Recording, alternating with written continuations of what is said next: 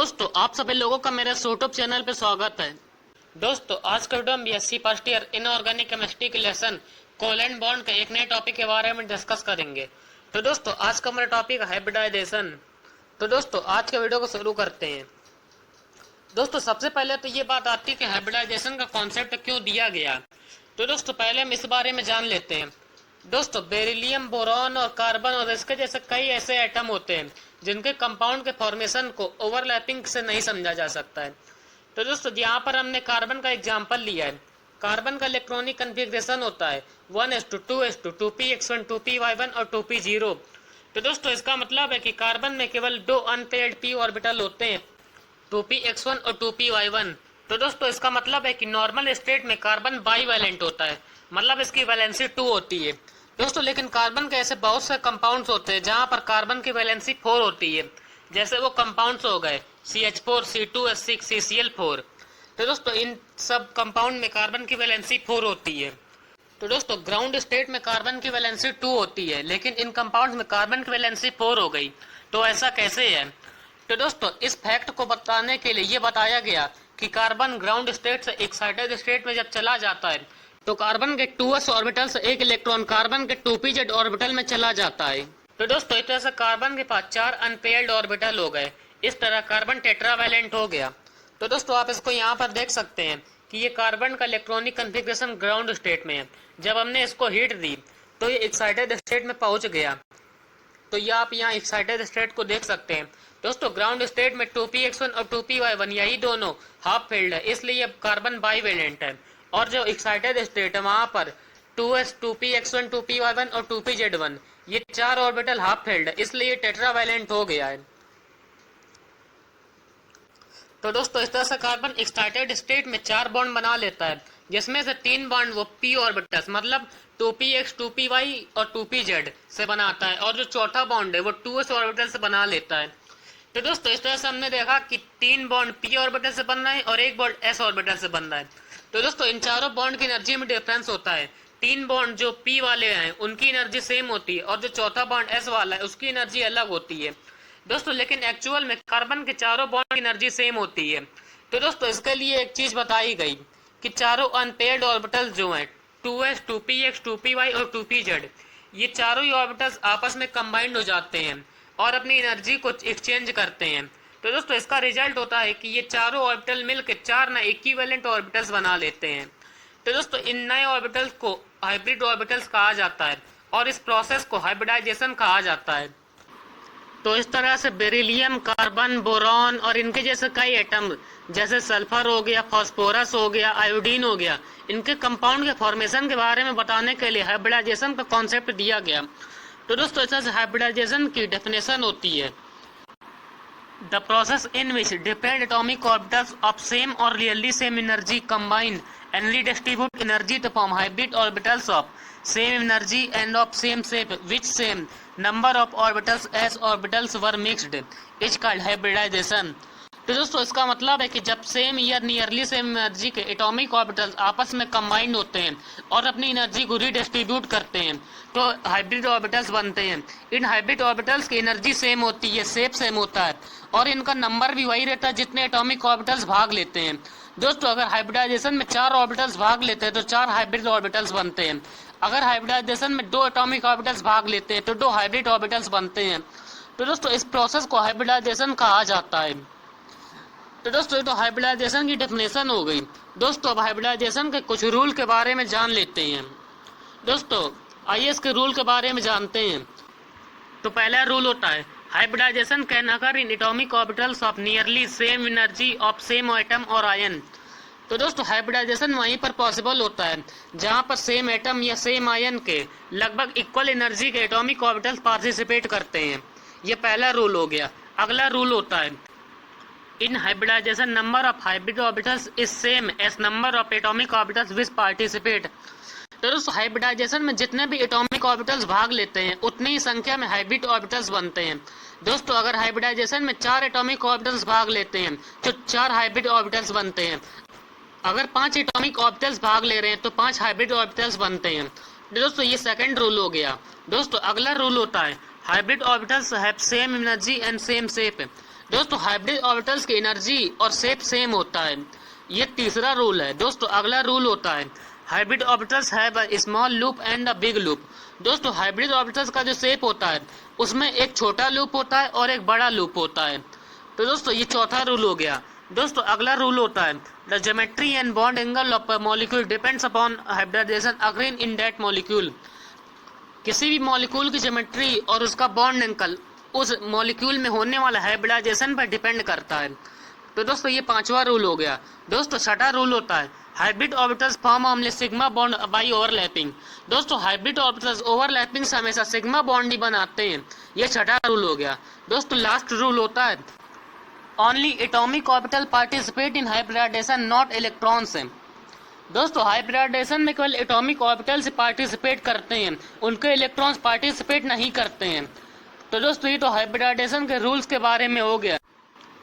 दोस्तों आगे की तरफ चलते हैं। दोस्तों आइए हाइब्रिडाइजेशन के टाइप्स के बारे में जान लेते हैं।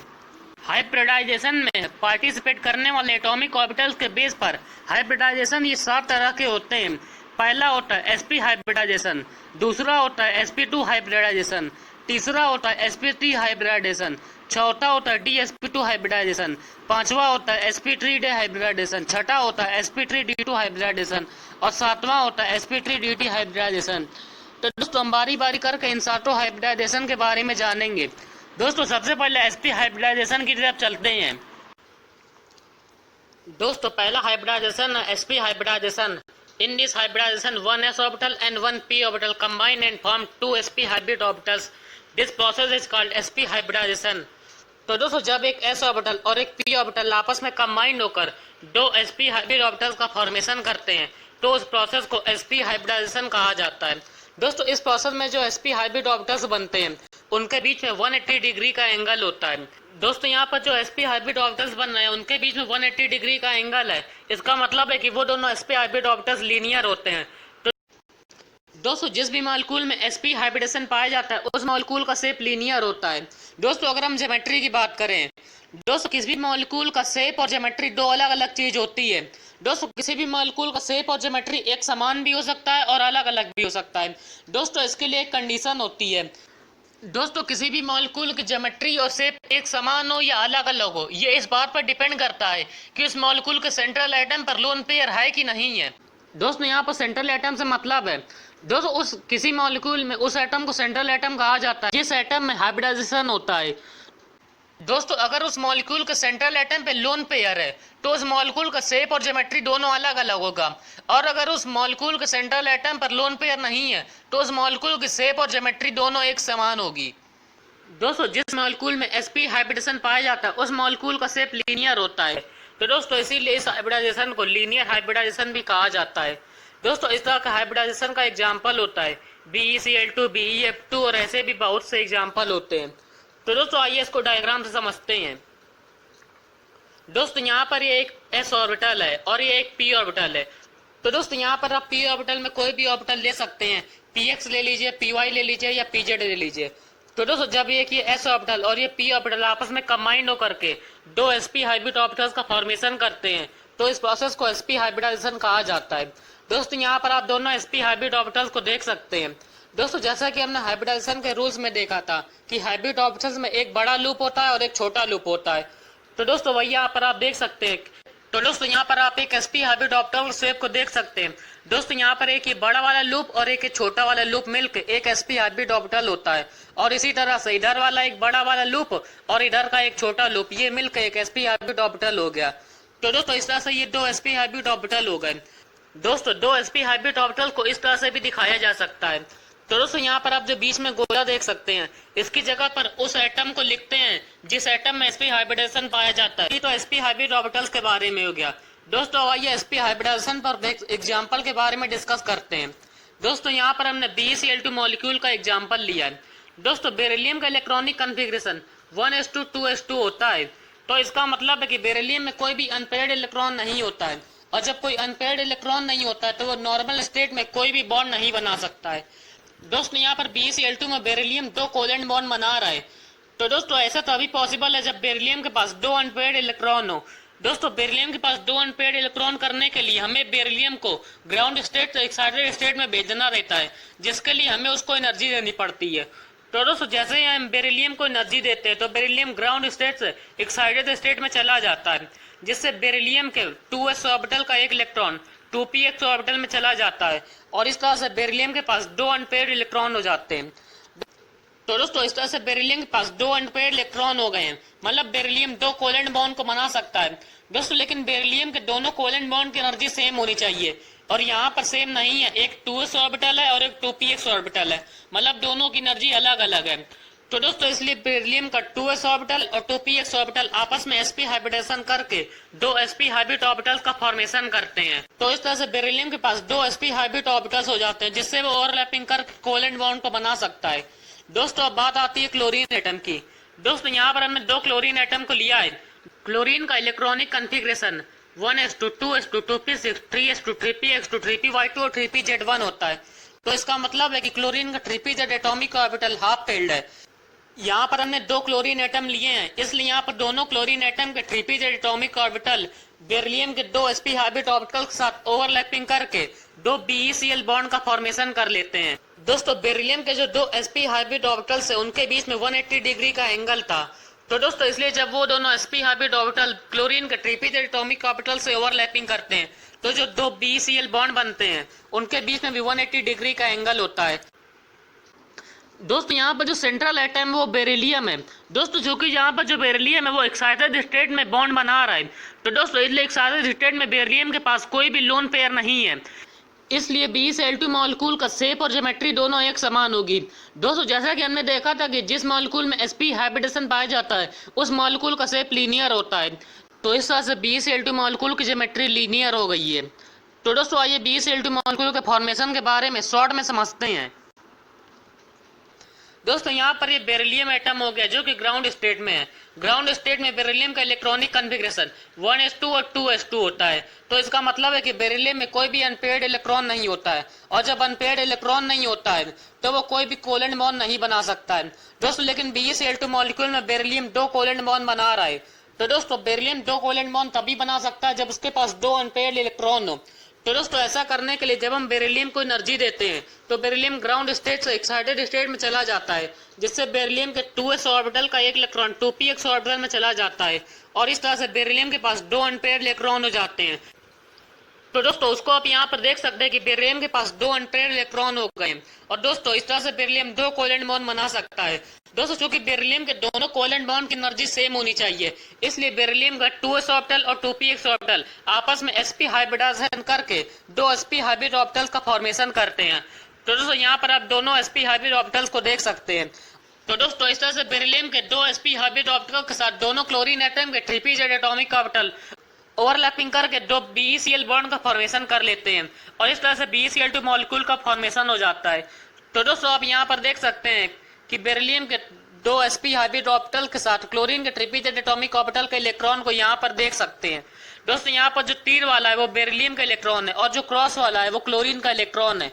तो इस तरह से BeCl2 मॉलिक्यूल का फॉर्मेशन हो गया है। तो दोस्तों आइए इसकी ज्योमेट्री की तरफ चलते हैं। दोस्तों यहाँ पर आप बीच में बेरिलियम के 2 sp हाइब्रिड ऑर्बिटल को देख सकते हैं। दोस्तों इन दोनों sp हाइब्रिड ऑर्बिटल्स में एक एक इलेक्ट्रॉन है। दोस्तों इन दोनों sp हाइब्रिड ऑर्बिटल के साथ दोनों क्लोरीन एटम के 3pz एटॉमिक ऑर्बिटल ओवरलैपिंग कर लेते हैं, जिससे 2 सिग्मा बॉन्ड का फॉर्मेशन हो जाता है। दोस्तों जैसा कि हमने हाइब्रिडाइजेशन के रूल्स में देखा था कि हाइब्रिड ऑर्बिटल्स ओवरलैपिंग से हमेशा सिग्मा बॉन्ड का ही फॉर्मेशन करते हैं। तो दोस्तों इस तरह से BeCl के बीच में सिग्मा बॉन्ड का फॉर्मेशन हो रहा है। दोस्तों यहाँ पर चूंकि 2 जगह ओवरलैपिंग हो रही है, इसलिए 2 सिग्मा बॉन्ड का फॉर्मेशन हो रहा है। एक सिग्मा बॉन्ड यहाँ बन रहा है और एक सिग्मा बॉन्ड यहाँ बन रहा है। तो दोस्तों इस तरह से BeCl2 मॉलिक्यूल में 2 सिग्मा बॉन्ड का फॉर्मेशन हो गया है। तो दोस्तों ये BeCl2 मॉलिक्यूल की ज्योमेट्री ऑर्बिटल के फॉर्म में हो गई है। दोस्तों आप इसको इस तरह से भी दिखा सकते हैं। दोस्तों यहाँ पर जो BeCl2 मॉलिक्यूल की ज्योमेट्री है वो लीनियर हो गई है और 2 BeCl बॉन्ड के बीच में 180 डिग्री का एंगल हो गया है। तो ये तो sp हाइब्रिडाइजेशन के बारे में हो गया। दोस्तों अगले हाइब्रिडाइजेशन की तरफ चलते हैं। दोस्तों अगला हाइब्रिडाइजेशन होता है sp2 hybridization. In this hybridization, 1s orbital and 2p orbital combined and form 3 sp2 hybrid orbitals. This process is called sp2 hybridization. तो दोस्तों जब एक s ऑर्बिटल और 2 p ऑर्बिटल आपस में कंबाइंड होके तीन sp2 हाइब्रिड ऑर्बिटल्स का फॉर्मेशन करते हैं, तो उस प्रोसेस को sp2 हाइब्रिडाइजेशन कहा जाता है। दोस्तों इस तरह से जो तीन sp2 हाइब्रिड ऑर्बिटल्स बनते हैं, अगर हम उनमें से कोई भी दो sp2 हाइब्रिड ऑर्बिटल्स ले ले तो उन दोनों sp2 हाइब्रिड ऑर्बिटल्स के बीच में 120 डिग्री का एंगल होता है। दोस्तों जिस भी मॉलिक्यूल में sp2 हाइब्रिडेशन पाया जाता है उस मॉलिक्यूल का शेप ट्रायंगुलर प्लेनर होता है। दोस्तों अगर उस मॉलिक्यूल के सेंट्रल एटम पर कोई भी लोन पेयर ना हो तो उस मॉलिक्यूल की ज्योमेट्री भी ट्रायंगुलर प्लेनर होती है। तो दोस्तों इसीलिए इसको ट्रायंगुलर हाइब्रिडाइजेशन भी कहा जाता है। दोस्तों इस तरह के हाइब्रिडाइजेशन का एग्जांपल होता है BCl3, BF3 और ऐसे भी कई एग्जांपल होते हैं। तो दोस्तों आइए इसको डायग्राम से समझते हैं। दोस्तों यहाँ पर एक s ऑर्बिटल है, एक px ऑर्बिटल है और एक py ऑर्बिटल है।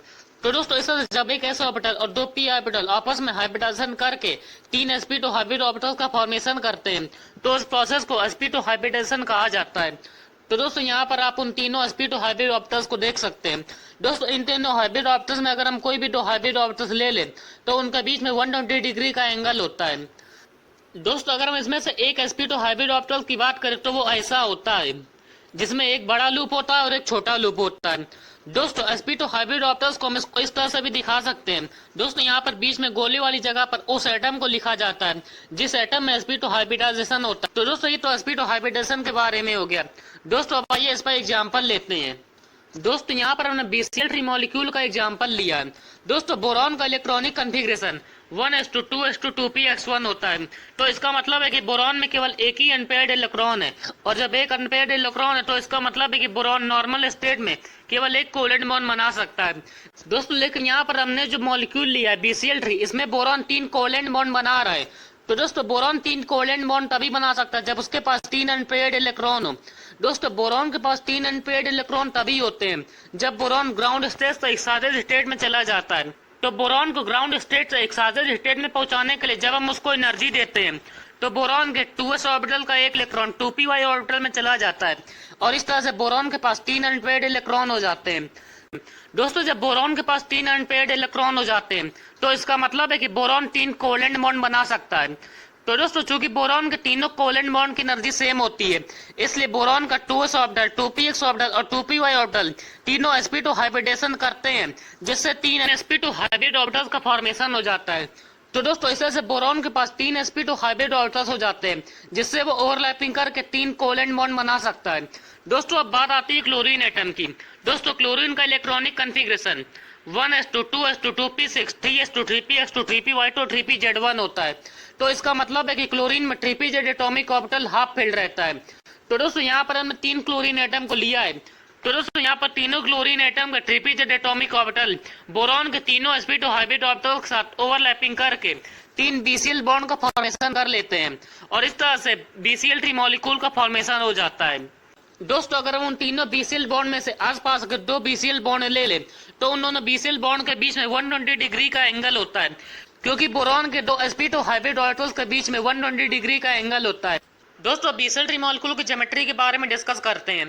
दोस्तों यहाँ पर जो सेंट्रल एटम है बोरॉन एटम है। दोस्तों यहाँ पर बोरॉन स्टार्टेड स्टेट में बॉन्ड को बना रहा है। तो दोस्तों स्टार्टेड स्टेट में बोरॉन के पास कोई भी लोन पेयर नहीं है।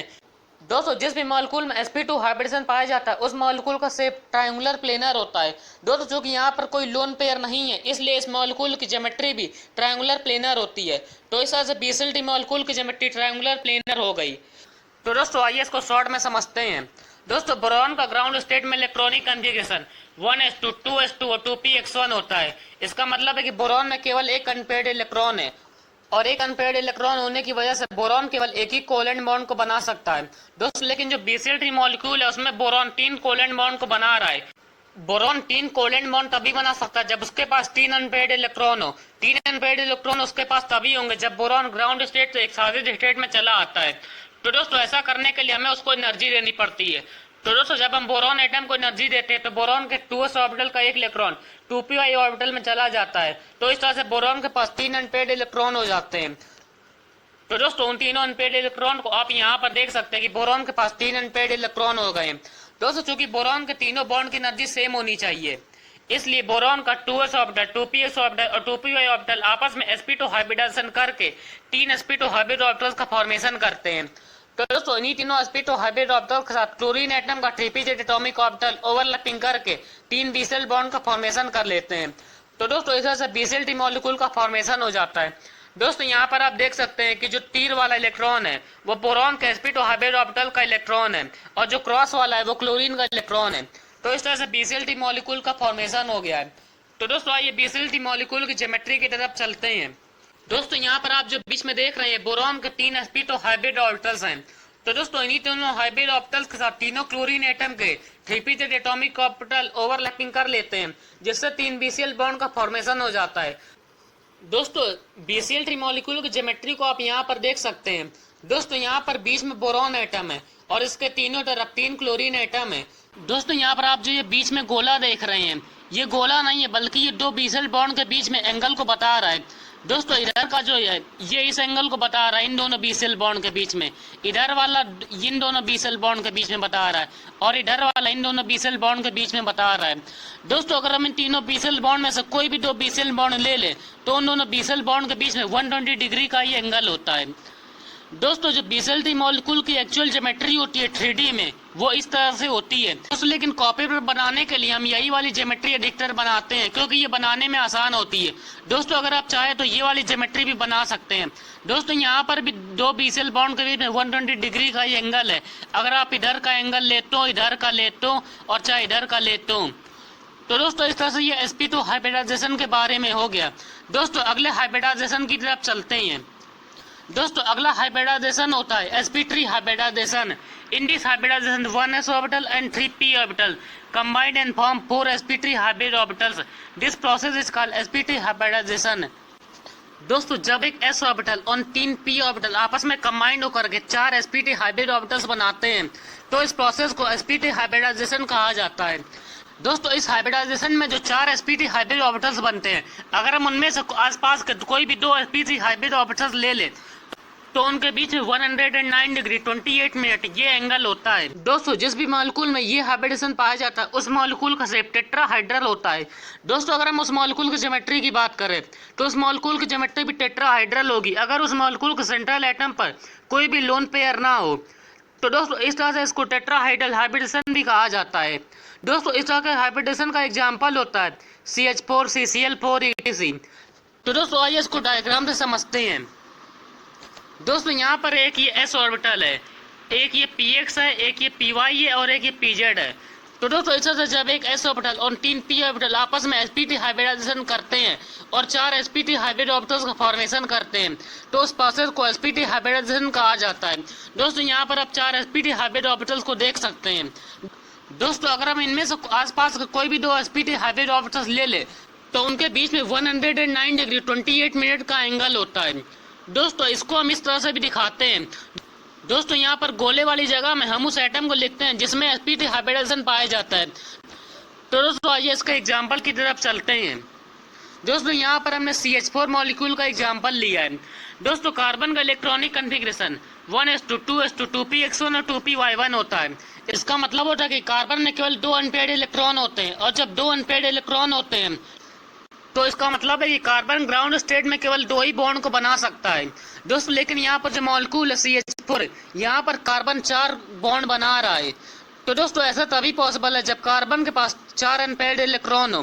दोस्तों कार्बन के पास 4 अनपेयर्ड इलेक्ट्रॉन तभी होंगे जब वो ग्राउंड स्टेट एक्साइटेड स्टेट में चला जाता है। तो दोस्तों कार्बन को ग्राउंड स्टेट एक्साइटेड स्टेट में भेजने के लिए जब हम उसको एनर्जी देते हैं तो कार्बन के 2s ऑर्बिटल का एक इलेक्ट्रॉन 2p-Z ऑर्बिटल में चला जाता है और इस तरह से कार्बन के पास 4 अनपेयर्ड इलेक्ट्रॉन हो जाते हैं। दोस्तों चूंकि कार्बन जो 4 बॉन्ड बनाता है उन चारों बॉन्ड की एनर्जी सेम होनी चाहिए, इसलिए कार्बन का 2s 2px 2py और 2p-Z एटॉमिक ऑर्बिटल आपस में sp3 हाइब्रिडाइजेशन करके 4 sp3 हाइब्रिड ऑर्बिटल्स को बनाते हैं। तो दोस्तों इस तरह से कार्बन के पास 4 sp3 हाइब्रिड ऑर्बिटल्स हो जाते हैं जिनसे ओवरलैपिंग करके वो 4 बॉन्ड बना सकता है। दोस्तों यहाँ पर अब हम हाइड्रोजन एटम की बात करते हैं। दोस्तों हाइड्रोजन का इलेक्ट्रॉनिक कन्फिग्रेशन 1s1 होता है। तो इसका मतलब है कि हाइड्रोजन में 1s ऑर्बिटल हाफ फिल रहता है। दोस्तों यहाँ पर हमने 4 हाइड्रोजन एटम को लिया है। तो यहाँ पर चारों हाइड्रोजन एटम के अनपेयर्ड 1s ऑर्बिटल कार्बन के 4 sp3 हाइब्रिड ऑर्बिटल के साथ ओवरलैपिंग करके 4 CH बॉन्ड का फॉर्मेशन कर लेते हैं और इस तरह से CH4 मॉलिक्यूल का फॉर्मेशन हो जाता है। दोस्तों इस तरह से जो 4 CH बॉन्ड बनते हैं, अगर हम उनमें से पास कोई 2 CH बॉन्ड ले ले तो उनके बीच में 109 डिग्री 28 मिनट का एंगल होता है। दोस्तों ऐसा इसलिए होता है क्योंकि दो sp3 हाइब्रिड ऑर्बिटल्स के बीच में 109 डिग्री 28 मिनट का एंगल होता है। दोस्तों अब CH4 मॉलिक्यूल की ज्योमेट्री के बारे में डिस्कस करते हैं। दोस्तों यहाँ पर जो सेंट्रल एटम है वो कार्बन है। दोस्तों यहाँ पर कार्बन एक्साइटेड स्टेट में बॉन्ड को बना रहा है, इसलिए एक्साइटेड स्टेट में यहाँ पर कार्बन के पास कोई भी लोन पेयर नहीं है। तो दोस्तों लोन पेयर नहीं होने के कारण उस मॉलिक्यूल की ज्योमेट्री और शेप दोनों एक समान होगा। तो दोस्तों जैसा कि हमने देखा था कि जिस मॉलिक्यूल में sp3 हाइब्रिडेशन पाया जाता है उस मॉलिक्यूल का शेप टेट्राहाइड्रल होता है। दोस्तों यहाँ पर जो कि ज्योमेट्री और शेप दोनों समान है क्योंकि यहाँ पर कोई भी लोन पेयर नहीं है। तो दोस्तों इस तरह से CH4 मॉलिक्यूल की जो ज्योमेट्री होती है वो टेट्राहाइड्रल हो जाती है। दोस्तों आइए इसको शॉर्ट में समझते हैं। दोस्तों कार्बन का ग्राउंड स्टेट में electronic configuration 1s2 2s2 2p(x1) और 2p(y1) होता है। तो इसका मतलब है कि कार्बन में केवल 2 इलेक्ट्रॉन ही अनपेयर्ड है, तो इसलिए कार्बन 2 कोवेलेंट बॉन्ड ही बना सकता है। दोस्तों लेकिन यहाँ पर जो मॉलिक्यूल है CH4, यहाँ पर कार्बन 4 कोवेलेंट बॉन्ड बना रहा है। दोस्तों कार्बन 4 कोवेलेंट बॉन्ड तभी बना सकता है जब उसके पास 4 अनपेयर्ड इलेक्ट्रॉन हो। तो दोस्तों कार्बन के पास 4 अनपेयर्ड इलेक्ट्रॉन तभी होंगे जब carbon ground state excited state में चला जाएगा। तो दोस्तों इसके लिए हमें एनर्जी देनी पड़ती है। तो दोस्तों जब हम कार्बन को एनर्जी देते हैं तो कार्बन के 2s ऑर्बिटल का एक इलेक्ट्रॉन 2p(z) ऑर्बिटल में चला जाता है और इस तरह से कार्बन के पास 4 अनपेयर्ड इलेक्ट्रॉन हो जाते हैं। तो दोस्तों उनको आप यहाँ पर देख सकते हैं। तो दोस्तों 4 अनपेयर्ड इलेक्ट्रॉन होने के कारण कार्बन 4 कोवेलेंट बॉन्ड बना सकता है। दोस्तों चूंकि कार्बन के चारों कोवेलेंट बॉन्ड की एनर्जी सेम होती है, इसलिए कार्बन का 2s orbital 2px orbital 2py orbital और 2pz ऑर्बिटल आपस में sp3 हाइब्रिडेशन करके 4 sp3 हाइब्रिड ऑर्बिटल्स का फॉर्मेशन करते हैं। तो उसको आप यहाँ पर देख सकते हैं। दोस्तों कार्बन के इन्हीं चारों sp3 हाइब्रिड ऑर्बिटल के साथ हाइड्रोजन एटम के 1s ऑर्बिटल ओवरलैपिंग करके 4 CH बॉन्ड का फॉर्मेशन कर लेते हैं। तो दोस्तों उसको आप यहाँ पर देख सकते हैं। दोस्तों यहाँ पर जो तीर वाला है वो कार्बन के sp3 हाइब्रिड ऑर्बिटल का एक इलेक्ट्रॉन है और जो क्रॉस वाला है वो हाइड्रोजन का इलेक्ट्रॉन है। तो इस तरह से CH4 मॉलिक्यूल का फॉर्मेशन हो जाता है। तो दोस्तों आइए अब CH4 मॉलिक्यूल की ज्योमेट्री की तरफ चलते हैं। तो दोस्तों यहाँ पर ये बीच में कार्बन के 4 sp3 हाइब्रिड ऑर्बिटल्स हैं।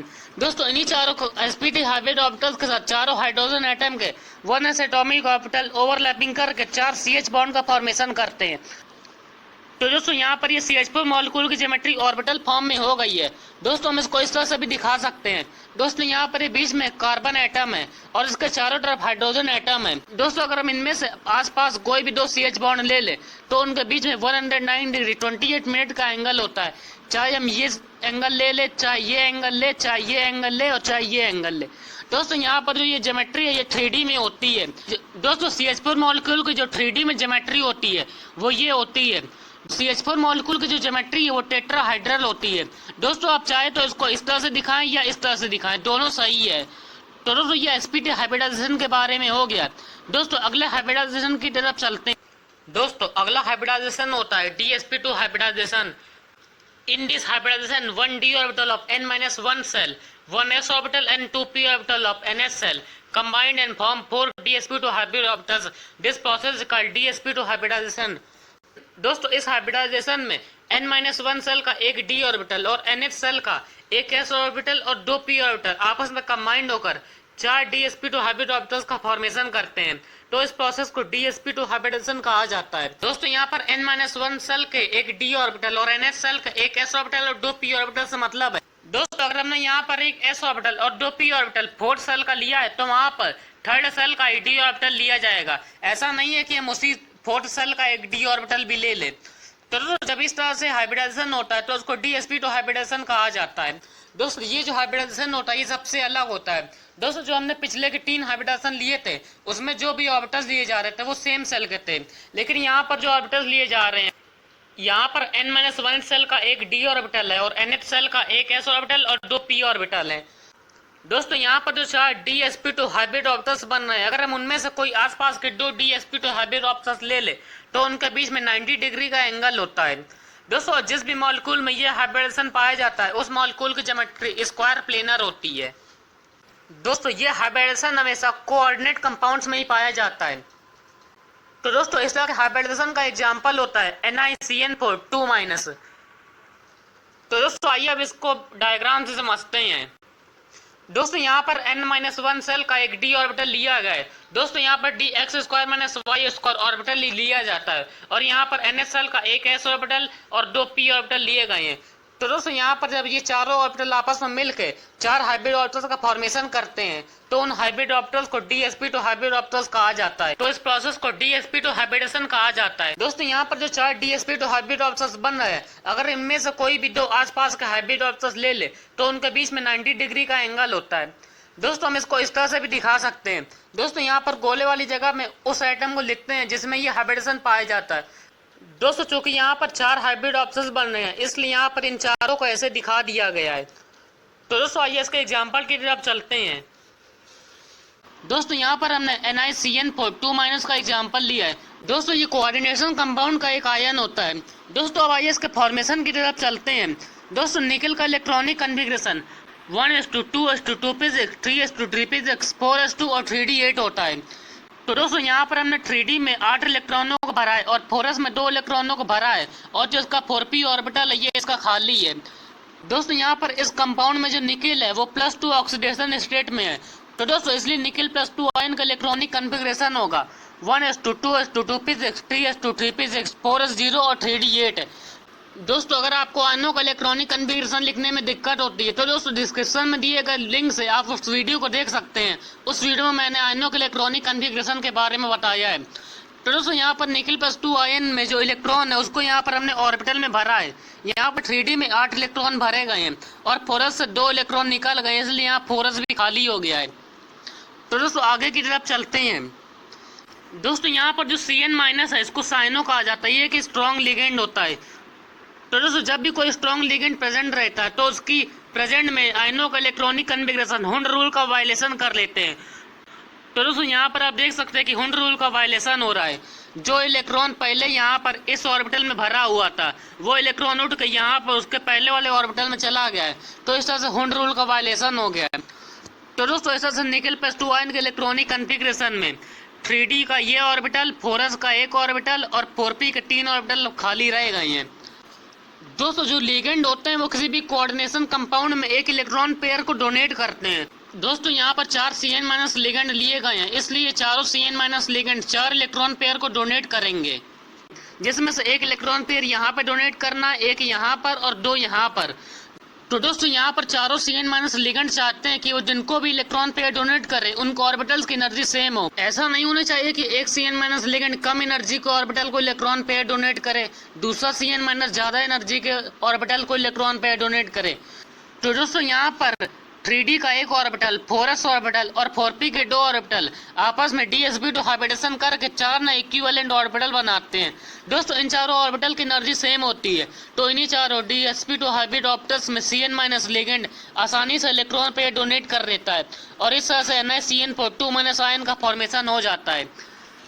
तो दोस्तों यहाँ पर आप देख सकते हैं कि 3d का ये वाला ऑर्बिटल 4s ऑर्बिटल और 4p के 2 ऑर्बिटल आपस में dsp2 हाइब्रिडेशन करके 4 नए इक्विवेलेंट ऑर्बिटल का फॉर्मेशन कर लेते हैं।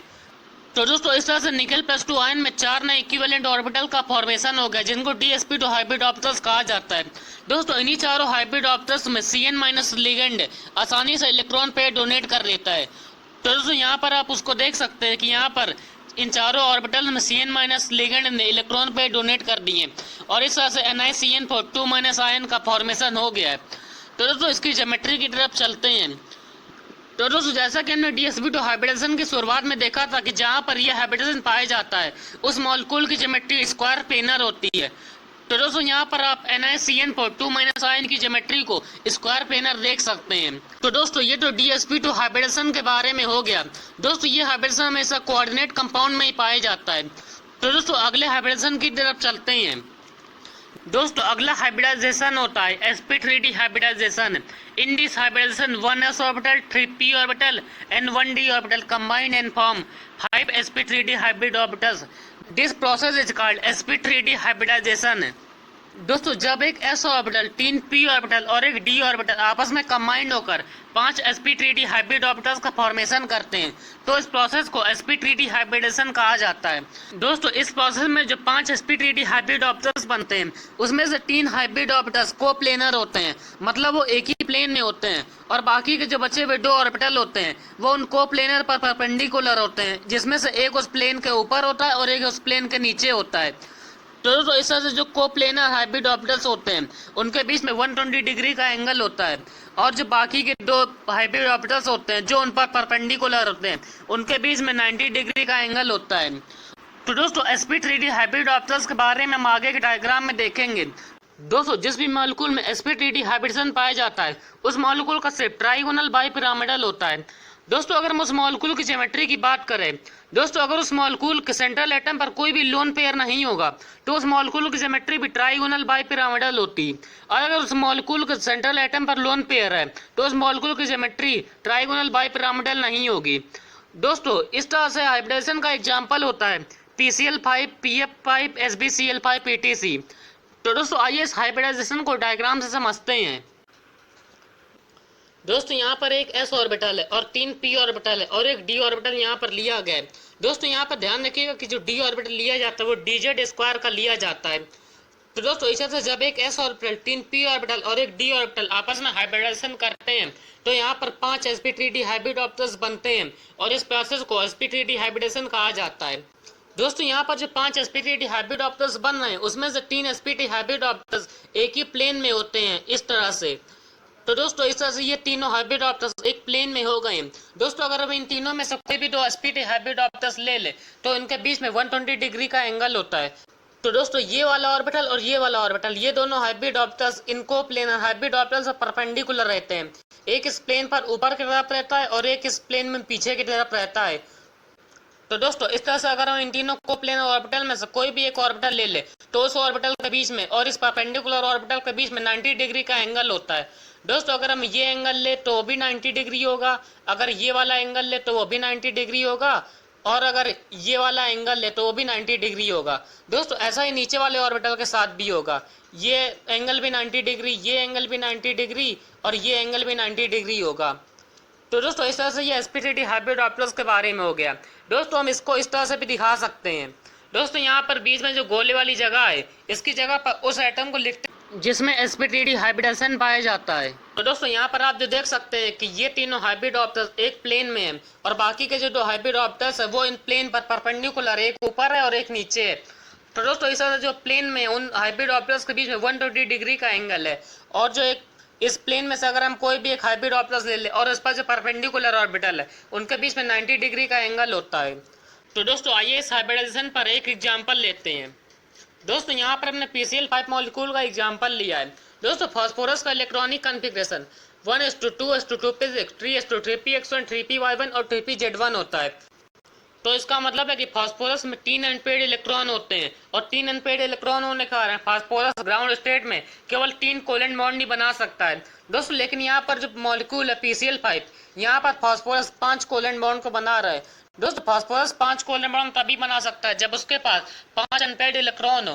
तो दोस्तों उसके पास 5 अनपेयर्ड इलेक्ट्रॉन तभी होंगे जब वो ग्राउंड स्टेट सादे स्टेट में चला जाता है। तो दोस्तों फास्फोरस को ग्राउंड स्टेट सादे स्टेट में पहुंचाने के लिए जब हम उसको एनर्जी देते हैं तो फास्फोरस का 3s ऑर्बिटल का एक इलेक्ट्रॉन 3d ऑर्बिटल में चला जाता है। तो इस तरह से फास्फोरस के पास 5 अनपेयर्ड इलेक्ट्रॉन हो जाते हैं और फास्फोरस 5 कोवेलेंट बॉन्ड को बना सकता है। दोस्तों चूंकि फास्फोरस के 5 कोवेलेंट बॉन्ड की एनर्जी सेम होती है इसलिए फास्फोरस का 3s orbital 3ps, 3py, 3pz और 3d का एक ऑर्बिटल आपस में sp3d हाइब्रिडेशन करके 5 sp3d हाइब्रिड ऑर्बिटल का फॉर्मेशन करते हैं। तो दोस्तों इस तरह से फास्फोरस के पास 5 sp3d हाइब्रिड ऑर्बिटल्स हो जाते हैं जिनसे वो ओवरलैपिंग करके 5 कोवेलेंट बॉन्ड को बना सकता है। दोस्तों अब बात आती है क्लोरीन एटम की। दोस्तों क्लोरीन का electronic configuration 1:2:2p6 3:3px2 3py2 3pz1 होता है। तो इसका मतलब है कि क्लोरीन में 3pz atomic orbital half field होता है। दोस्तों चूंकि यहाँ पर 5 क्लोरीन एटम लिए गए हैं तो दोस्तों यहाँ पर पांचों क्लोरीन एटम के 3pz एटॉमिक ऑर्बिटल फास्फोरस के 5 sp3d हाइब्रिड ऑर्बिटल के साथ ओवरलैपिंग करके 5 PCl बॉन्ड का फॉर्मेशन कर लेते हैं। तो इस तरह से PCl5 मॉलिक्यूल का फॉर्मेशन हो जाता है। दोस्तों जैसा कि हमने sp3d हाइब्रिडॉप्टर्स में देखा था कि उसमें से 3 sp3d हाइब्रिडॉप्टर्स एक ही प्लेन में होते हैं, और अगर हम उनमें से कोई भी 2 sp3d हाइब्रिडॉप्टर्स ले ले तो उनके बीच में 120 डिग्री का एंगल होता है। तो दोस्तों यहाँ पर पीसीएल बॉन्ड में भी 3 पीसीएल बॉन्ड एक ही प्लेन में होते हैं, उनमें से अगर हम कोई भी 2 बॉन्ड ले ले तो उनके बीच में 120 डिग्री का एंगल होता है, और बाकी के जो 2 बॉन्ड रहते हैं वो इन कोप्लेनर बॉन्ड पर परपेंडिकुलर रहते हैं, जिसमें से एक प्लेन के ऊपर रहता है और एक प्लेन के नीचे रहता है। तो दोस्तों अब पीसीएल पाइप मॉलिक्यूल की ज्योमेट्री के बारे में डिस्कस करते हैं। दोस्तों यहाँ पर फास्फोरस सेंट्रल एटम है। दोस्तों चूंकि फास्फोरस यहाँ पर एक्साइटेड स्टेट में बॉन्ड बना रहा है, इसलिए यहाँ पर एक्साइटेड स्टेट में फास्फोरस के पास कोई भी लोन पेयर नहीं है। दोस्तों लोन पेयर नहीं है तो इसलिए पीसीएल पाइप मॉलिक्यूल की ज्योमेट्री और शेप एक समान होगी।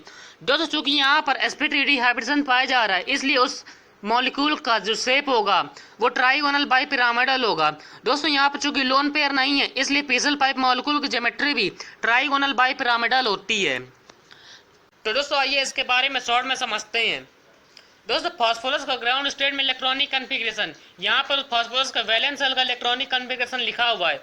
वैलेंस शेल का electronic configuration 3s2 3px1 3py1 और 3pz1 होता है।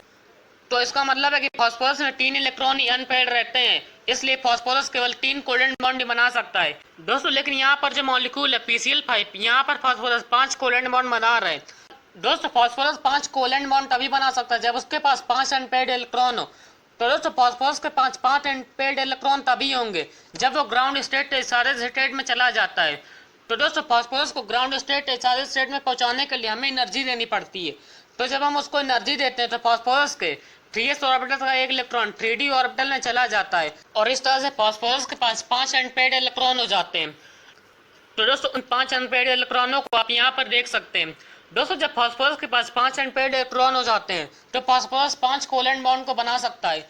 दोस्तों चूंकि फास्फोरस के 5 कोवेलेंट बॉन्ड की एनर्जी सेम होती है, इसलिए फास्फोरस का 3s orbital 3px orbital 3py और 3pz ऑर्बिटल और 3d का एक ऑर्बिटल आपस में sp3d हाइब्रिडेशन करके 5 sp3d हाइब्रिड ऑर्बिटल्स का फॉर्मेशन करते हैं। तो दोस्तों उसको आप यहाँ पर देख सकते हैं कि 5 sp3d हाइब्रिड ऑर्बिटल्स का फॉर्मेशन हो रहा है। तो दोस्तों इन्हीं 5 sp3d हाइब्रिड ऑर्बिटल्स के साथ 5 क्लोरीन एटम के 3pz एटॉमिक ऑर्बिटल ओवरलैपिंग करके पीसीएल पाइप मॉलिक्यूल का फॉर्मेशन कर लेते हैं। तो दोस्तों यहाँ पर आप देख सकते हैं, दोस्तों यहाँ पर जो तीर वाला है वो फास्फोरस का sp3d हाइब्रिड ऑर्बिटल का इलेक्ट्रॉन है, और जो क्रॉस वाला है वो क्लोरीन का इलेक्ट्रॉन है। तो दोस्तों आइए पीसीएल पाइप मॉलिक्यूल की ज्योमेट्री की तरफ चलते हैं। दोस्तों यहाँ पर आप बीच में फास्फोरस के 5 sp3d हाइब्रिड ऑर्बिटल्स को देख सकते हैं। दोस्तों इन 5 हाइब्रिड ऑर्बिटल्स के साथ क्लोरीन एटम के 3pz एटॉमिक ऑर्बिटल ओवरलैपिंग करके पीसीएल बॉन्ड का फॉर्मेशन कर लेते हैं। दोस्तों जैसा कि हमने शुरुआत में देखा था कि हाइब्रिड ऑर्बिटल ओवरलैपिंग से हमेशा सिग्मा बॉन्ड बनाते हैं। तो दोस्तों यहाँ पर 5 सिग्मा बॉन्ड का फॉर्मेशन हो रहा है। एक सिग्मा बॉन्ड यहाँ बन रहा है, एक यहाँ बन रहा है, एक यहाँ बन रहा है, एक यहाँ बन रहा है और एक यहाँ बन रहा है। तो इस तरह से 5 पीसीएल बॉन्ड का फॉर्मेशन हो गया है। दोस्तों जैसा कि हमने sp3d हाइब्रिड ऑर्बिटल्स में देखा था कि उसमें से 3 sp3d हाइब्रिड ऑर्बिटल्स एक ही प्लेन में रहते हैं। दोस्तों अगर हम उन तीनों कोप्लेनर हाइब्रिड ऑर्बिटल्स में से कोई भी 2 कोप्लेनर हाइब्रिड ऑर्बिटल्स को ले ले तो उनके बीच में 120 डिग्री का एंगल होता है। तो दोस्तों यहाँ पर आप 120 डिग्री के एंगल को देख सकते हैं। और दोस्तों जो हमने देखा था कि बाकी के जो sp3 हाइब्रिड ऑर्बिटल्स होते हैं वो उन कोप्लेनर हाइब्रिड ऑर्बिटल्स पर परपेंडिकुलर होते हैं। एक ऑर्बिटल ऊपर की तरफ परपेंडिकुलर होता है और एक नीचे की तरफ। तो दोस्तों यहाँ पर आप 90 डिग्री के एंगल को देख सकते हैं। ये जो ऑर्बिटल है ये वाला और ये वाला ऑर्बिटल, ये इन तीनों कोप्लेनर हाइब्रिड ऑर्बिटल्स पर परपेंडिकुलर है। तो दोस्तों ये पीसीएल पाइप मॉलिक्यूल की ऑर्बिटल के फॉर्म में ज्योमेट्री हो गई है। दोस्तों हम इसको इस तरह से भी देख सकते हैं। दोस्तों यहाँ पर आप 5 पीसीएल बॉन्ड को देख सकते हैं। दोस्तों जैसा कि हमने sp3d हाइब्रिड ऑर्बिटल्स में देखा था कि उसमें से 3 हाइब्रिड ऑर्बिटल्स एक ही प्लेन में होते हैं। तो दोस्तों जब वो हाइब्रिड ऑर्बिटल्स ओवरलैपिंग करके बॉन्ड का फॉर्मेशन कर देते, तो दोस्तों इस तरह से जो 3 बॉन्ड बनेंगे वो तीनों बॉन्ड भी एक ही प्लेन में होंगे। तो दोस्तों यहाँ पर आप 3 बॉन्ड को देख सकते हैं कि वो एक ही प्लेन में, एक बॉन्ड ये है, एक बॉन्ड ये वाला है और एक बॉन्ड ये वाला है। तो दोस्तों यहाँ पर ये तीनों पीसीएल बॉन्ड एक ही प्लेन में है। दोस्तों इनको आप यहाँ पर इस तरह से एक प्लेन के रूप में देख सकते हैं। दोस्तों अगर हम इनमें से कोई भी 2 पीसीएल बॉन्ड ले ले तो उनके बीच में 120 डिग्री का एंगल होता है। अगर हम ये वाला एंगल ले ले, अच्छा ये वाला एंगल ले और चाहे ये वाला एंगल ले, इन तीनों ही बॉन्ड में कोई भी 2 पीसीएल बॉन्ड के बीच में 180 डिग्री का एंगल होगा। और दोस्तों बाकी के जो 2 sp3d हाइब्रिड ऑर्बिटल्स होते हैं वो इस प्लेन पर परपेंडिकुलर होते हैं, इसलिए जब वो ओवरलैपिंग करके बॉन्ड का फॉर्मेशन करते हैं तो वो बॉन्ड भी इस कोप्लेनर बॉन्ड पर परपेंडिकुलर होता है। तो दोस्तों एक पीसीएल बॉन्ड यहाँ पर है और एक पीसीएल बॉन्ड यहाँ पर है। तो ये दोनों जो बॉन्ड है ये इनकी इन कोप्लेनर बॉन्ड पर परपेंडिकुलर होते हैं, इसलिए इनके बीच में 90 डिग्री का एंगल होता है। दोस्तों अगर हम ये एंगल ले तो वो भी 90 डिग्री होगा, अगर ये एंगल ले तो वो भी 90 डिग्री होगा, अगर ये एंगल ले तो वो भी 90 डिग्री होगा। दोस्तों ऐसा ही नीचे वाले बॉन्ड के साथ भी होगा, ये एंगल भी 90 होगा, ये एंगल भी 90 होगा और ये वाला एंगल भी 90 डिग्री होगा। तो दोस्तों PCl5 मॉलिक्यूल की जो ज्योमेट्री होती है वो 3D में होती है। दोस्तों PCl5 मॉलिक्यूल की 3D में ज्योमेट्री को आप यहाँ पर देख सकते हैं। दोस्तों अगर आप चाहे तो PCl5 की ये वाली ज्योमेट्री बनाए चाहे ये वाली ज्योमेट्री बनाए, दोनों ही ज्योमेट्री सही होती है। दोस्तों PCl5 की जो ज्योमेट्री होती है वो ट्राइगोनल बाइपिरामिडल होती है। दोस्तों उसको आप यहाँ से समझ सकते हैं कि ये ट्राइगोनल एक हो गया और इसके ऊपर दो पिरामिड की तरह से निकला हुआ है, इसलिए बाइपिरामिडल हो गया है। तो दोस्तों ये तो sp3d हाइब्रिडाइजेशन के बारे में हो गया। दोस्तों अगले हाइब्रिडाइजेशन की तरफ चलते हैं। दोस्तों अगला हाइब्रिडाइजेशन है sp3d2 hybridization. In this hybridization, 1s orbital, 3p orbital and 2d orbital combine and form 6 sp3d2 hybrid orbitals. This process is called sp3d2 hybridization. दोस्तों जब एक s ऑर्बिटल, 3p ऑर्बिटल और 2d ऑर्बिटल आपस में combined होकर के 6 sp3d2 hybrid orbitals का formation करते हैं, तो इस प्रोसेस को sp3d2 हाइब्रिडेशन कहा जाता है।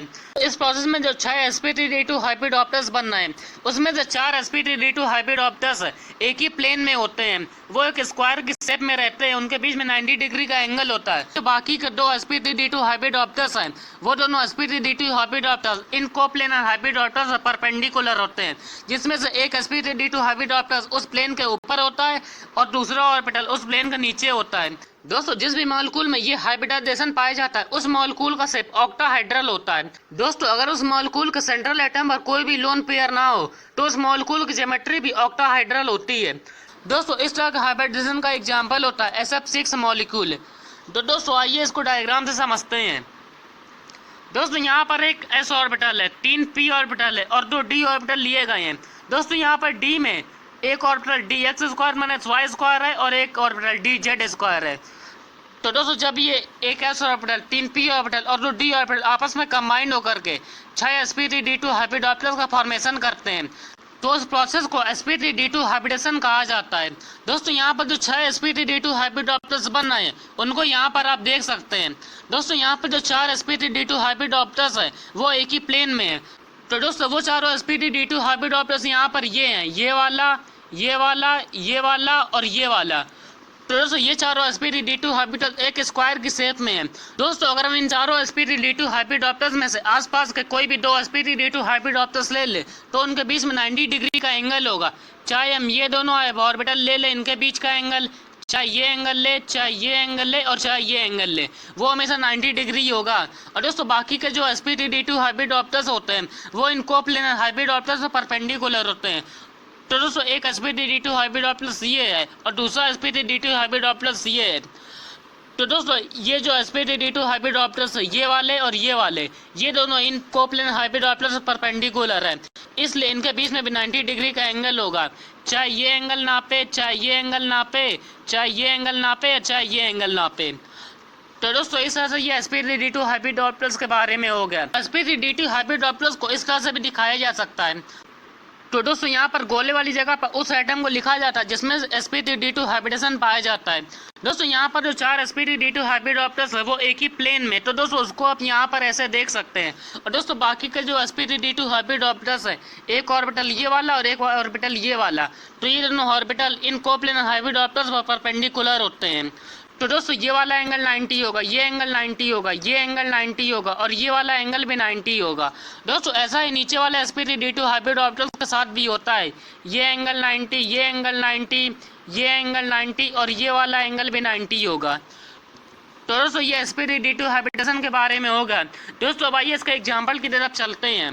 दोस्तों यहाँ पर हमने sf6 मॉलिक्यूल का एग्जाम्पल लिया है। दोस्तों सल्फर का इलेक्ट्रॉनिक कन्फिगरेशन 1s2 3p3p3p1 और 3pz1 होता है। तो इसका मतलब है कि सल्फर में केवल 2 ही अनपेयर्ड इलेक्ट्रॉन होते हैं, और जब 2 अनपेयर्ड इलेक्ट्रॉन होता है तो इसका मतलब है कि सल्फर नॉर्मल स्टेट में केवल 2 कोवेलेंट बॉन्ड ही बना सकता है। दोस्तों लेकिन यहाँ पर जो मॉलिक्यूल है sf6 है, यहाँ पर सल्फर 6 कोवेलेंट बॉन्ड को बना रहा है। दोस्तों सल्फर 6 कोवेलेंट बॉन्ड तभी बना सकता है जब उसके पास 6 अनपेयर्ड इलेक्ट्रॉन हो। तो सल्फर के पास 6 अनपेयर्ड इलेक्ट्रॉन तभी होंगे जब वो ग्राउंड स्टेट एक्साइज स्टेट में चला जाएगा। तो दोस्तों सल्फर को ग्राउंड स्टेट एक सादे स्टेट में पहुंचाने के लिए जब हम उसको एनर्जी देंगे तो 3s ऑर्बिटल का एक इलेक्ट्रॉन और 3p ऑर्बिटल का एक इलेक्ट्रॉन 3d ऑर्बिटल में चला जाएगा। तो इस तरह से सल्फर के पास 6 एम्पीयर इलेक्ट्रॉन हो जाएंगे। और दोस्तों 6 एम्पीयर इलेक्ट्रॉन होने का मतलब है कि सल्फर 6 कोवेलेंट बॉन्ड को बना सकता है। दोस्तों चूंकि सल्फर के 6 कोवेलेंट बॉन्ड की एनर्जी सेम होनी चाहिए, तो दोस्तों इसलिए सल्फर का 3s orbital 3px 3py 3pz और 3d के 2 ऑर्बिटल आपस में sp3d2 हाइब्रिडेशन करके 6 sp3d2 हाइब्रिड ऑर्बिटल्स का फॉर्मेशन करते हैं। तो इस वजह से सल्फर के पास 6 sp3d2 हाइब्रिड ऑर्बिटल्स हो जाते हैं, जिनकी मदद से वो ओवरलैपिंग करके 6 कोवेलेंट बॉन्ड को बना सकता है। दोस्तों अब बात आती है फ्लोरीन एटम की। दोस्तों फ्लोरीन का electronic configuration 1s2 2p 2py2 और 2pz1 होता है। तो इसका मतलब है कि फ्लोरीन में 2pz atomic orbital half fill होता है।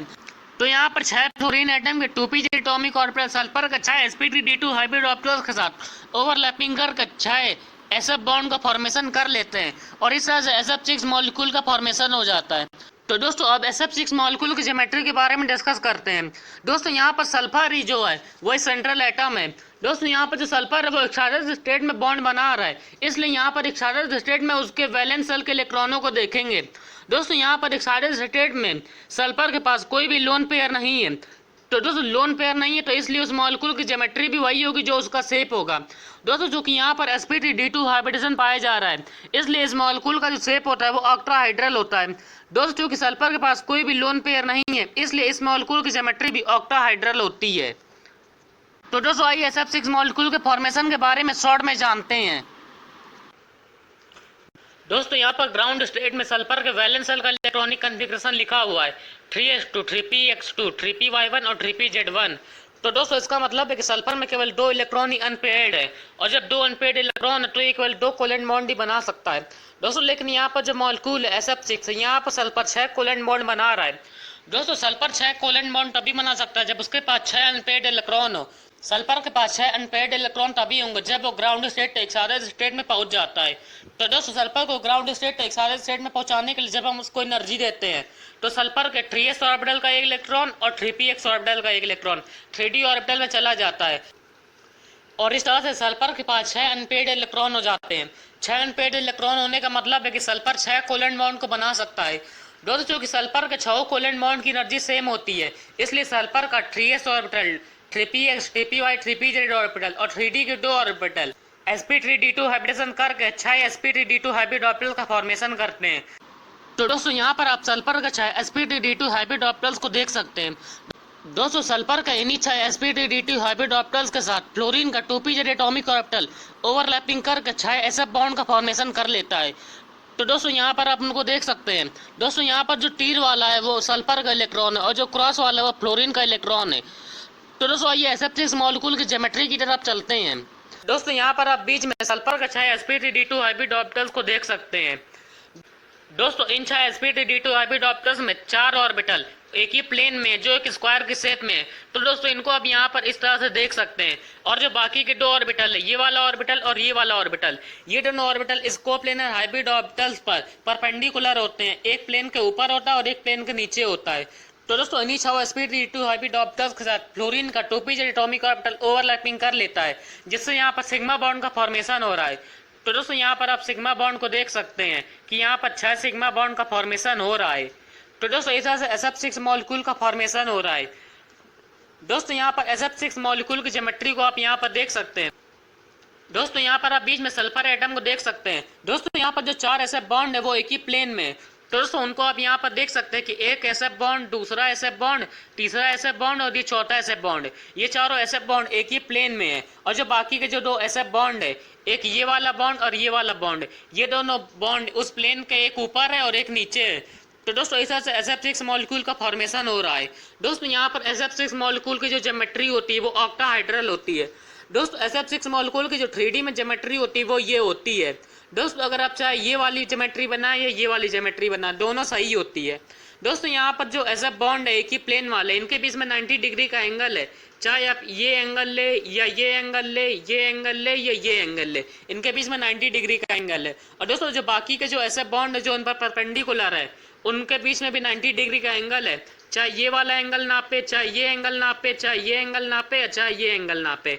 ऐसा ही नीचे वाले बॉन्ड के साथ भी होता है। तो दोस्तों ये sp3d2 हाइब्रिडाइजेशन के बारे में हो गया। दोस्तों अगले हाइब्रिडाइजेशन की तरफ चलते हैं। दोस्तों अगला हाइब्रिडाइजेशन है sp3dt hybridization. In this hybridization 1s orbital 3p orbital and 3d orbital combine and form 7 sp3dt hybrid orbitals. This process is called sp3dt hybridization। तो दोस्तों जब एक s ऑर्बिटल 3p ऑर्बिटल और 3d ऑर्बिटल आपस में combined होकर के 7 sp3dt hybrid orbitals का फॉर्मेशन करते हैं तो इस प्रोसेस को sp3dt हाइब्रिडेशन कहा जाता है। तो इस प्रोसेस में जो 7 sp3dt हाइब्रिड ऑर्बिटल्स बन रहे हैं उनमें से 5 हाइब्रिड ऑर्बिटल एक ही प्लेन में रहते हैं। अगर हम उनमें से आसपास के कोई भी 2 ऑर्बिटल ले लें तो उनके बीच में 72 डिग्री का एंगल होता है। और दोस्तों जो बाकी के बचे हुए 2 ऑर्बिटल होते हैं वो दोनों ऑर्बिटल उन प्लेन पर परपेंडिकुलर होते हैं, जिसमें से एक प्लेन के ऊपर की तरफ होता है और एक प्लेन के नीचे की तरफ रहता है। दोस्तों जिस मॉलिक्यूल में ये हाइब्रिडेशन पाया जाता है उस मॉलिक्यूल का शेप पेंटागोनल बाइपिरामिडल होता है। दोस्तों अगर उस मॉलिक्यूल के सेंट्रल एटम पर कोई भी लोन पेयर ना हो तो उस मॉलिक्यूल की ज्योमेट्री भी पेंटागोनल बाइपिरामिडल होती है। दोस्तों इस तरह के हाइब्रिडेशन का एग्जांपल होता है IF7। तो दोस्तों आइए sp3dt हाइब्रिडेशन को एक डायग्राम से समझते हैं। दोस्तों यहाँ पर एक s ऑर्बिटल है, 3p ऑर्बिटल है और 3d ऑर्बिटल लिए गए हैं। तो दोस्तों जब एक s ऑर्बिटल 3p ऑर्बिटल और 3d ऑर्बिटल आपस में कंबाइंड होकर 7 sp3dt हाइब्रिड ऑर्बिटल का फॉर्मेशन करते हैं तो इस प्रोसेस को sp3dt हाइब्रिडाइजेशन कहा जाता है। दोस्तों यहाँ पर आप 7 sp3dt हाइब्रिड ऑर्बिटल्स को देख सकते हैं। दोस्तों यहाँ पर जो 5 हाइब्रिड ऑर्बिटल है, ये वाला ऑर्बिटल, ये वाला ऑर्बिटल, ये वाला ऑर्बिटल, ये वाला ऑर्बिटल और ये ऑर्बिटल, ये पांचों ऑर्बिटल एक ही प्लेन में है। तो दोस्तों इनको आप यहाँ पर ऐसे देख सकते हैं कि ये पांचों ऑर्बिटल एक प्लेन में है और जो बचे हुए 2 ऑर्बिटल हैं, ये वाला ऑर्बिटल और ये वाला ऑर्बिटल, ये दोनों ऑर्बिटल इस प्लेन पर परपेंडिकुलर है। एक इस प्लेन के ऊपर की तरफ है और एक इस प्लेन में नीचे की तरफ है। दोस्तों अगर हम इन पांचों हाइब्रिड ऑर्बिटल्स में से कोई भी 2 हाइब्रिड ऑर्बिटल्स ले ले आसपास के तो उनके बीच में 72 डिग्री का एंगल होता है। चाहे ये एंगल ले, चाहे ये एंगल ले, या ये एंगल ले, ये एंगल ले और या ये एंगल ले, तो इन पांचों ऑर्बिटल के बीच में 72 डिग्री का ये एंगल होगा। और दोस्तों जो बचे हुए 2 ऑर्बिटल है वो इस प्लेन पर जो परपेंडिकुलर रहते हैं तो उन ऑर्बिटल और कोप्लेनर ऑर्बिटल के बीच में 90 डिग्री का ये एंगल होता है। तो दोस्तों sp3dt हाइब्रिड ऑर्बिटल्स को इस तरह से भी दिखाया जाता है।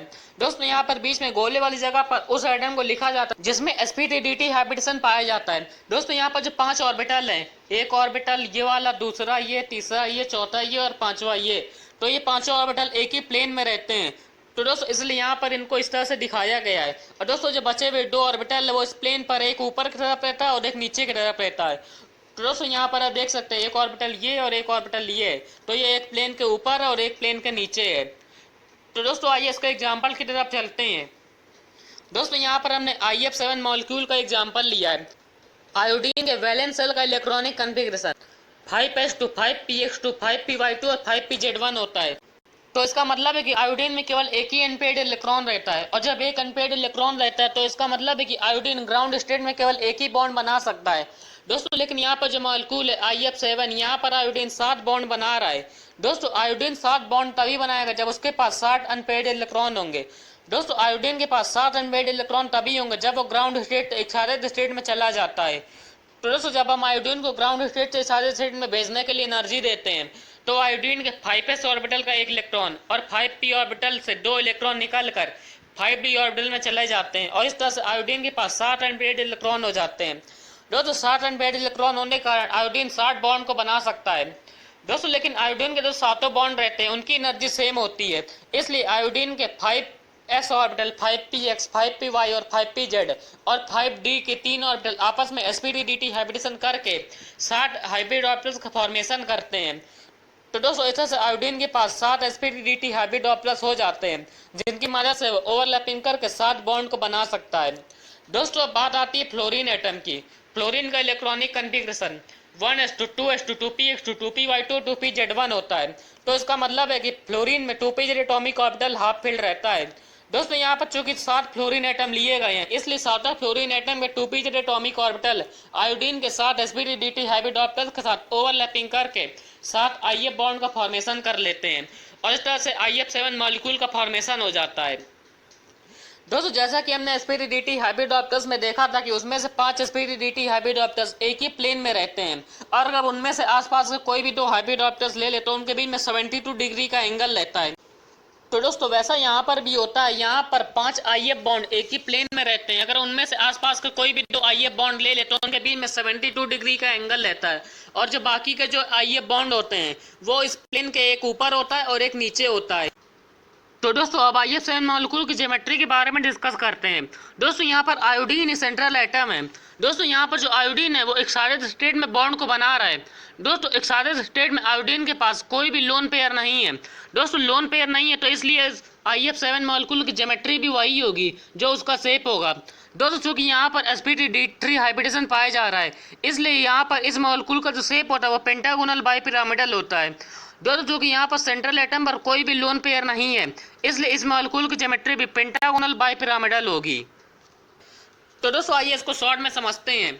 दोस्तों यहाँ पर आयोडीन के वैलेंस शेल का इलेक्ट्रॉनिक कन्फिगरेशन लिखा हुआ है 5s2 5px2 5py2 और 5pz1 है। तो इसका मतलब है कि आयोडीन में केवल एक इलेक्ट्रॉन ही अनपेयर्ड रहता है। दोस्तों जब एक अनपेयर्ड इलेक्ट्रॉन है तो आयोडीन केवल एक ही बॉन्ड बना सकता है। लेकिन यहाँ पर जो मॉलिक्यूल है IF7 यहाँ पर आयोडीन 7 बॉन्ड बना रहा है। दोस्तों आयोडीन 7 कोवेलेंट बॉन्ड तभी बना सकता है जब उसके पास 7 अनपेयर्ड इलेक्ट्रॉन हो। तो दोस्तों आयोडीन के पास 7 अनपेयर्ड इलेक्ट्रॉन तभी होंगे जब वो ग्राउंड स्टेट एक्साइटेड स्टेट में चला जाए। तो दोस्तों ऐसा करने के जब हम उसको एनर्जी देते हैं तो आयोडीन के 5s ऑर्बिटल का एक इलेक्ट्रॉन 5px ऑर्बिटल का एक इलेक्ट्रॉन और 5py ऑर्बिटल का एक इलेक्ट्रॉन 5d ऑर्बिटल में चला जाता है। तो इस तरह से आयोडीन के पास 7 अनपेयर्ड इलेक्ट्रॉन हो जाते हैं। दोस्तों जब आयोडीन के पास 7 अनपेयर्ड इलेक्ट्रॉन हो जाते हैं तो इसका मतलब है कि आयोडीन 7 कोवेलेंट बॉन्ड को बना सकता है। दोस्तों लेकिन आयोडीन के साथ तो कोवेलेंट बॉन्ड की एनर्जी सेम होनी चाहिए इसलिए आयोडीन का 5s orbital 5px 5py 5pz orbital और 5d के 3 ऑर्बिटल आपस में sp3dt हाइब्रिडेशन करके 7 sp3dt हाइब्रिड ऑर्बिटल्स का फॉर्मेशन करते हैं। तो दोस्तों आप उन सातों sp3dt हाइब्रिड ऑर्बिटल्स को यहाँ पर देख सकते हैं। दोस्तों आयोडीन के उन्हीं सातों sp3dt हाइब्रिड ऑर्बिटल्स के साथ सातों फ्लोरीन एटम के 2pz एटॉमिक ऑर्बिटल ओवरलैपिंग करके 7 IF बॉन्ड का फॉर्मेशन कर लेते हैं। तो दोस्तों यहाँ पर आप देख सकते हैं यहाँ पर जो तीर वाला है वो आयोडीन का इलेक्ट्रॉन है और जो क्रॉस वाला है वो फ्लोरीन का इलेक्ट्रॉन है। दोस्तों इस तरह से 7 IF बॉन्ड का फॉर्मेशन हो रहा है जिससे IF7 मॉलिक्यूल का फॉर्मेशन हो गया है। तो दोस्तों आइए इसकी ज्योमेट्री की तरफ चलते हैं। दोस्तों यहाँ पर आप बीच में आयोडीन के 7 sp3dt हाइब्रिड ऑर्बिटल्स को देख सकते हैं। इसमें से 5 sp3dt हाइब्रिड ऑर्बिटल्स एक ही प्लेन में और जो 2 ऑर्बिटल बचे हुए हैं वो उस प्लेन के ऊपर है और नीचे की तरफ है। तो दोस्तों इन्हीं सातों sp3dt हाइब्रिड ऑर्बिटल के साथ फ्लोरीन का 2pz एटॉमिक ऑर्बिटल ओवरलैपिंग करके 7 IF बॉन्ड का फॉर्मेशन कर लेता है। तो दोस्तों इस तरह से IF7 मॉलिक्यूल का फॉर्मेशन हो जाता है। दोस्तों यहाँ पर जो आप जो देख रहे हैं IF7 मॉलिक्यूल की ये ज्योमेट्री ऑर्बिटल के फॉर्म में है। दोस्तों यहाँ पर आप IF7 मॉलिक्यूल की ज्योमेट्री को देख सकते हैं। और दोस्तों यहाँ पर जो 5 IF बॉन्ड है वो एक ही प्लेन में है। एक बॉन्ड ये वाला, एक बॉन्ड ये वाला, एक बॉन्ड ये वाला, एक बॉन्ड ये वाला और एक बॉन्ड ये वाला। तो ये पांचों बॉन्ड एक ही प्लेन में है। अगर इनमें से आसपास के कोई भी 2 बॉन्ड ले ले तो उनके बीच में 72 डिग्री का एंगल होता है। और दोस्तों जो बचे हुए 2 IF बॉन्ड है ये वाला बॉन्ड और ये वाला बॉन्ड, तो ये दोनों बॉन्ड इन पांचों IF बॉन्ड पर परपेंडिकुलर रहते हैं। दोस्तों IF7 मॉलिक्यूल की जो ज्योमेट्री होती है वो पेंटागोनल बाइपिरामिडल होती है। दोस्तों ये तो sp3dt हाइब्रिडेशन के बारे में हो गया। दोस्तों इसी के साथ हमारा हाइब्रिडेशन का कॉन्सेप्ट कंप्लीट होता है। दोस्तों उम्मीद करता हूँ आप लोगों को मेरा वीडियो अच्छा लगा होगा। दोस्तों फिर मिलेंगे एक और नए वीडियो के साथ।